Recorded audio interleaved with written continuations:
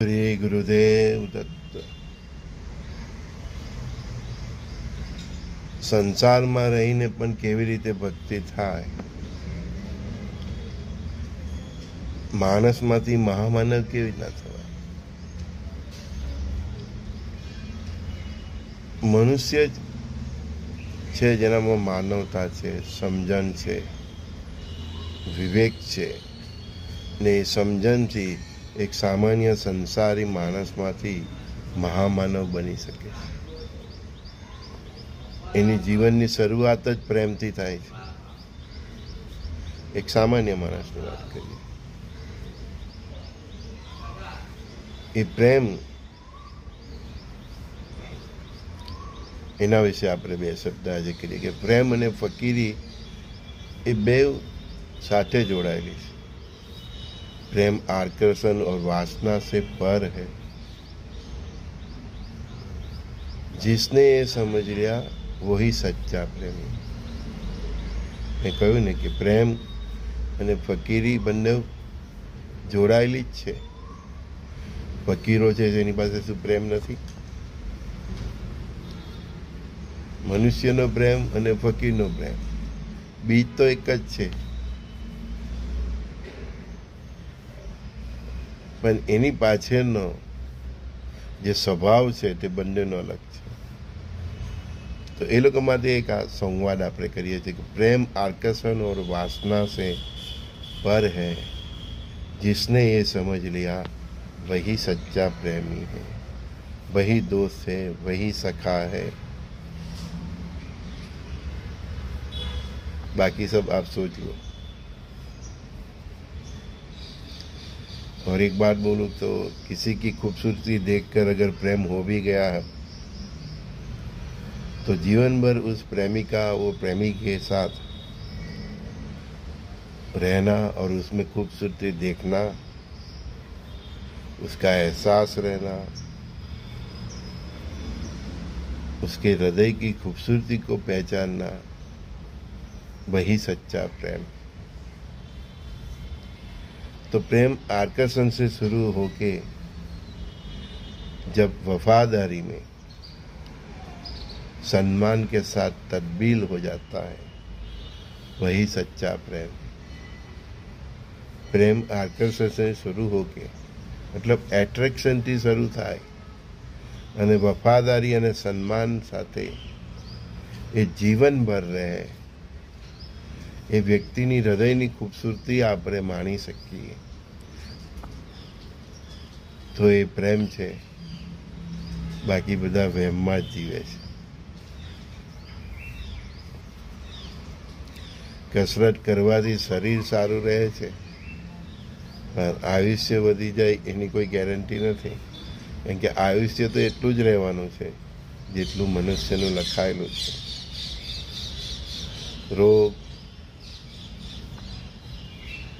દરિદ્રતા, માન, સન્માન બધું લખાયેલું તે જ મળે.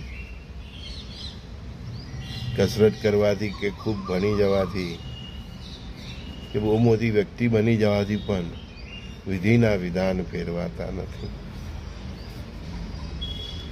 રહી વાત, મેં તમને હમણાં જ કહ્યું તેમ કે મનુષ્યની શરૂઆત પ્રેમથી થાય છે અને પછી એ પ્રેમ ધીરે ધીરે ફકીરીના પ્રેમમાં તબદીલ થાય તો સમજવું કે માણસ જીવનમાં કંઈ પ્રાપ્ત કર્યું છે. પ્રેમ આકર્ષણથી શરૂ થાય છે, ઘણાનો વાસનાથી શરૂ થાય છે, પછી એ પ્રેમ ધીરે ધીરે સન્માનમાં અને વફાદારીમાં તબદીલ થાય અને પછી દેહની, એ વ્યક્તિની તમે હૃદયની ખૂબસૂરતા જોઈ શકો, પછી દેહની સણભૃતા એટલે દેહનો તમે આ દેહ માટીનો છે, મરમૂત્રથી બનેલો છે, એ બધું જ્ઞાન ધીરે ધીરે તમને થતું જાય અને પછી તમારો પ્રેમ ફકીરીમાં તબદીલ થઈ જાય. તો આ રીતે સંસારી પણ પછી સંસારમાં રહીને જ્ઞાન થતાં ભગવત માર્ગે જઈ શકે છે. ફકીરી આપણા સૌનું મૂળ સ્વરૂપ છે. આપણે ફકીરમાં જ જન્મ છે. નંગે આયે થે નંગે જાએંગે. ફકીરી આપણું મૂળ સ્વરૂપ છે. પરમાત્માને દયા આવી ગઈ તો ઋતુઓથી રક્ષણ મેળવવા માટે વસ્ત્ર આપ્યા, જુદી જુદી ઋતુઓ પ્રમાણે શરીરને ટકાવવા માટે ભોજન આપ્યું. આપણને આ એક ટેકનિક આપી. આપણે શું કહ્યું? જે શરીરને તમે ખરેખર ખૂબસૂરત સમજો છો તે તો હાવ બદસૂરત છે. આ 1 mm ચામડી જરાક એક ભાગમાંથી સહેજ એમ કાઢી જાઓ ને 2 ડોરા પર, ચામડી નીચે સૌ કેવળ ગંદકી છે. અને એ બધું સમજવા છતાં પણ આપણે પાસે શરીરને ફેશનેબલ વસ્ત્રો, મેકઅપ અને જુદા જુદા અલંકારો અને આભૂષણોથી ઢાંકીને એની નિર્થકતા અને બદસુરતીને કેવળ આપણે ઢાંકવાનો પ્રયત્ન કરીએ છીએ. મેં કહ્યું ને કે મનુષ્ય ખુદ ભ્રમમાં પડે છે, જાણતો હોવા છતાં કે આ શરીર કેટલું નિર્થક છે ને ખરેખર તો કેટલું બદસુરત છે. જે છે ત્યાં 1 mm ચામડી ઉપર લપેટી દે એટલે આપણે બધા સુંદર દેખાઈએ. એ જાણતો હોવા છતાં એને ફેશનેબલ વસ્ત્રો પહેરાવવા, મેકઅપ કરવો, જુદા જુદા આભૂષણોથી ઢાંકીને એ શરીરની નિર્થકતા અને એની બદસુરતીને કેવળ ઢાંકવાનો પ્રયત્ન કરે છે. હું એમ કહું છું કે ભલે ઢાંકો, ભલે ફેશનેબલ વસ્ત્રો પહેરો, જુદા જુદા આભૂષણો પહેરો, બની થઈને સ્વચ્છ થઈને નીકળો, પણ અંદરથી જે ફકીરી છે આપણી એને ના ભૂલો કે ખરેખર તો મારી અંદર રહેલો આત્મા જ સુંદર છે. મારી સામે આવનાર દરેક વ્યક્તિનો આત્મા જ સુંદર છે. બાકી આ બધો જે દેખાય છે તે ભ્રમ છે ને મનુષ્ય જાતિએ આ સંસારમાં જીવવા માટે ઊભો કરેલો એક ભ્રમ છે. હું એટલે જ તો કહું છું, ભ્રમ ભાંગે પરબ્રહ્મ પરમાત્મા મળે. જે સંસારમાં રહીને આ ભ્રમ છે એ સમજીને જીવે છે તે પણ હોશિયાર છે, તે પણ જ્ઞાની છે. અને જ્ઞાની એ જ છે જે જરૂરિયાત પૂરતા વસ્ત્રો પહેરે છે, જરૂરિયાત જેટલું ભોજન લે છે, જરૂરિયાત જેટલી જ ઊંઘ લે છે, અને બાકીનો સમય વિશ્વ કલ્યાણ અને પ્રભુ નામ સ્મરણમાં એ ગુજારે છે, ભજન કીર્તનમાં ગુજારે છે. એટલે કહ્યું કે પ્રેમ અને ફકીરી એક જ સિક્કાની 2 પાસા છે મનુષ્યના. પરમાત્માના પણ પ્રેમ અને ફકીરી બંને એક જ સિક્કાના 2 પાસા છે. પણ એ પ્રેમ જો આ ભ્રમ ભાંગે અને તમે પછી સામેવાળી વ્યક્તિને સન્માનથી જોઈ શકો, એના હૃદયની ખૂબસૂરતી પહેચાની શકો, અને આ શરીરનો જે રૂપ રંગ છે એની નિર્થકતા અને બદસુરતીને સમજી શકો, એથી ઉપર થઈને તમે સખા ભાવથી જીવી શકો, સાત્વિક ચરિત્ર સાચવીને જીવી શકો, અને પછી એ ભાવ સખા ભાવ પરસ્પર દેવો ભાવમાં તબદીલ થાય, ત્યારે તમને પ્રેમની શ્રેષ્ઠ વ્યાખ્યા સમજાય છે. પ્રેમની શ્રેષ્ઠ વ્યાખ્યા જ કે જ્યારે તમે શરીરની નિર્થકતા અને બદસુરતીને સમજીને જ્યારે તમે સામેવાળી વ્યક્તિને કેવળ આત્માથી અપનાવો છો, પછી તમારો જીવનસાથી પણ કેમ નહીં હોય, તમારો પરિવાર પણ કેમ નહીં હોય. અને એક સાધુ સંત તરીકે તમારી પાસે કે એક સજ્જન માણસ તરીકે તમારી પાસે આવનાર દરેક વ્યક્તિના હૃદયની ખૂબસૂરતી, એના મનના વિચારોની ખૂબસૂરતી, એની ભક્તિ, એનું સમર્પણ, એનો ભાવ, અને વિશેષ તો એ વ્યક્તિ અને તમે એક જ પરમાત્માના સંતાન છો, એક જ તેની અંદર રહેલો આત્મા અને તમારી અંદર રહેલો આત્મા એક જ છે. એટલે કે સખા ભાવથી એને જોવું.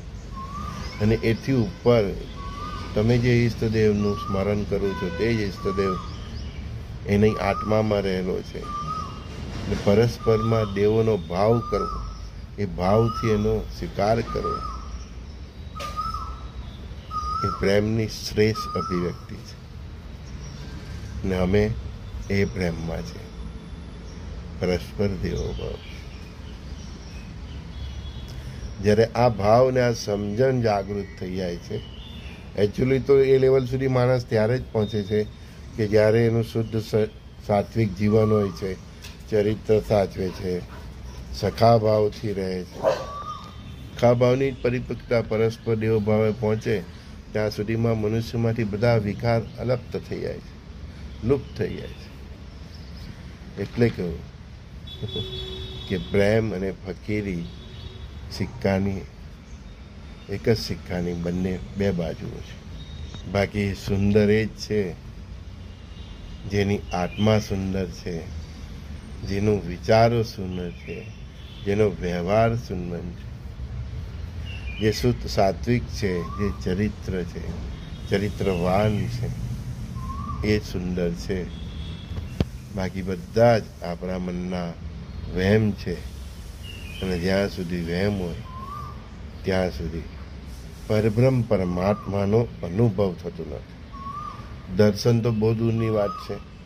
એ દર્શન તો ત્યારે થશે જ્યારે તમારા ચક્ષુઓ સ્ત્રી અને પુરુષનો ભેદથી પર જોઈને જોવાની તમારી દ્રષ્ટિ કેળવાશે.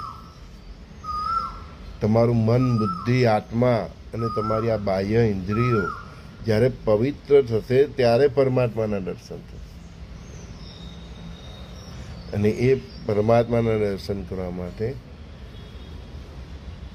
મનુષ્યએ પ્રેમ અને ફકીરીના એક જ સિક્કાની બે બાજુઓથી જીવન જીવવું પડે. સમજાઈ જાય એને સંજય બોડીવાલાના પ્રણામ. પ્રાતકારે મારી માતાઓ, બહેનો, ભાઈઓ, સર્વે સખાઓને શ્રી ગુરુદેવ દત્ત.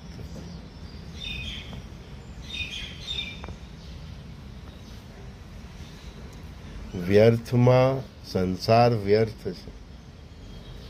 એ વ્યર્થમાં જે અર્થ શોધે એ જ્ઞાની. ના સંસારમાં ભગવાને આપણને જે શરીર આપ્યું છે, અંદરથી એકદમ ગંદુ છે, પણ એની અંદર એક સુંદર આત્મા આપ્યો છે. એ સુંદર આત્માની અંદર રહેલ, સુસુપ્ત અવસ્થામાં રહેલ પરમાત્માને જાગૃત કરવાનો છે.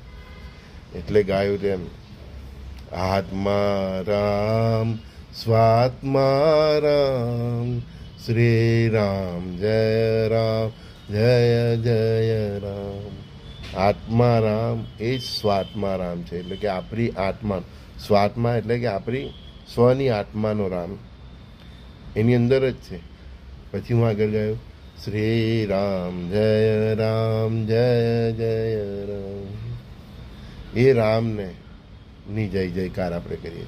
આપણી આત્માની અંદર રહે ને સ્વાત્મા રામ એટલે કે પરમાત્મા, એને જાગૃત કરવાનો છે. ને એને જાગૃત કરવા માટે આ પ્રેમ અને ફકીરીના એક સિક્કા જેવું આપણું, એક સિક્કાની બે બાજુ જેવું આપણું જીવન હોય તો સંસારમાં રહીને પણ સાધુ બની શકાય છે. પરમાત્માને આ રીતે જ પ્રાપ્ત કરી શકાય છે. ને આ લેવલ પછી પહોંચ્યા પછી ચલો કે કુંડલી જાગૃત કરો ને, યોગ કરો ને, સાધના કરો ને, ધ્યાન કરો ને.